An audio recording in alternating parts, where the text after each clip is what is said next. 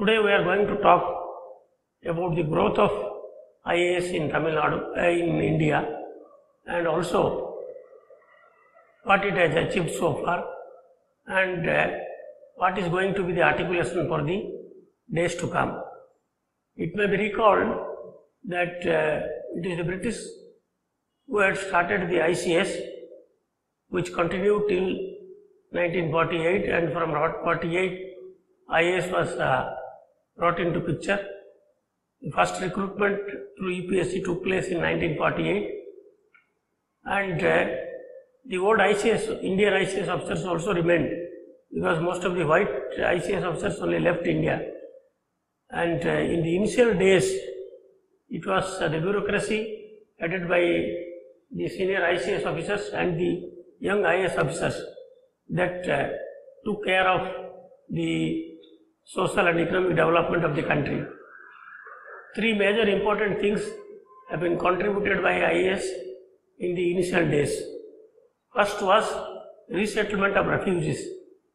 Everybody knows that because of the partition, there were more than 1 million refugees who came from West Pakistan to India and from East Pakistan to India. It was a mammoth and Herculean task, and it is the senior ICS officers along with the young sub-collectors who are mostly from IAS that the resettlement of refugee went on peacefully, and all the people were settled very to the satisfaction of their newfound home. After the refugee crisis was over, came the first general election in 1952. The first general election was also conducted with the efforts of then Chief Election Commissioner and ICS officer, and the district level officers who were mostly from IAS, and the election went off so peacefully throughout India that even the British, who were sarcastical and who were very pessimistic that India will not be able to manage as a democracy, admitted that yes, the democratic society and the democratic institutions have taken roots in India. Not merely the 1952 election, but also 57 election was also a watershed, and thereafter all the rest of the elections which we are now seeing today. That was the second contribution made by IAS. The third was that IAS also provided the managerial pool for all the commercial activities of the government. You may recall that the Government of India went for a socialistic pattern of society, and most of the important production activities were done by the state. We had a mixed economy true, but important areas like defense, steel, coal, banking and so many things remained with the government. In the initial days, there was no managerial pool. It was the IAS officers who started the steel mills. The IAS officers were still managing the ports.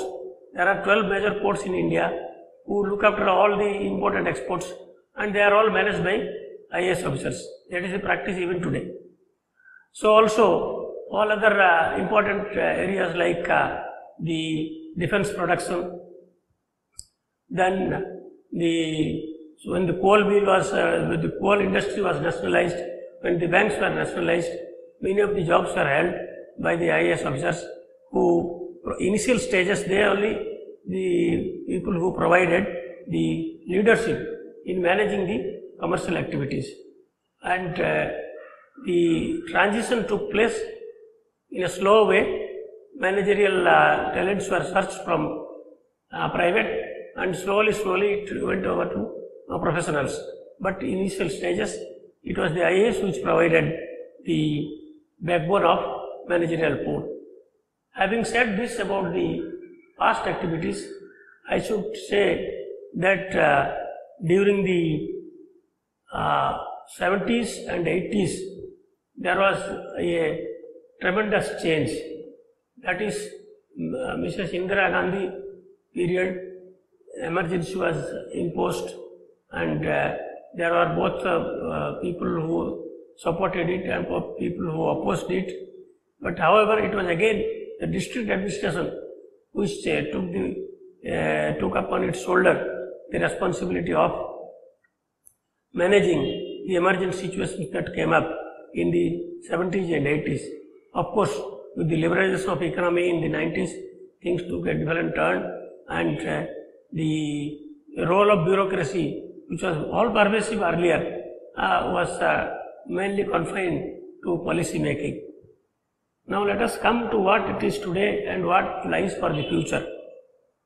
We all know that what was the role in the earlier days cannot remain so for the future to come.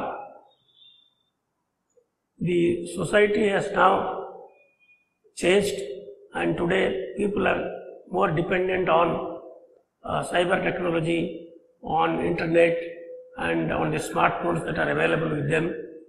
The message or if there is a problem in a particular area, it spreads quite fast, and within minutes the message becomes viral. So the future of IAS remains to be seen as to the receptiveness of the IAS officers to this new technology that is taking care of the social needs. That is one area which every IAS officer has to take care of. The second area is there is now large scale pollution. It was not so earlier. Today pollution has become so big that even it is not the pollution from power plants or from automobiles, but the pollution from plastic. It is seen that thousands and thousands of tons of plastic garbage is lying. It is being swallowed by animals in the street, by aquatic animals in the sea, and it is again coming back to us in the form of food or milk, whatever it may be. So pollution control and awareness among people to see that the pollution does not affect the society as it has been apprehended to be is also will be one of the major areas of concern for the young IAS officer. And the third area should be the various welfare measures that are coming. Earlier also we had many welfare measures, but of late the number of welfare measures increased quite a lot. Not merely that we are guaranteeing job, but also we want so many new areas like the health coverage, this education for ladies, then employment generation schemes. There are umpteen number of schemes both by the central government and by the state government, which is meant for bringing about a lift or uplift the poor to the level of a decent life. And the young IAS officer or the officers of the day will definitely have greater opportunity and also big avenues to explore and see that they prove their merit by delivering the results as it is expected to be. These are some of the areas which I thought I shall share with you, and thank you for having listened to us.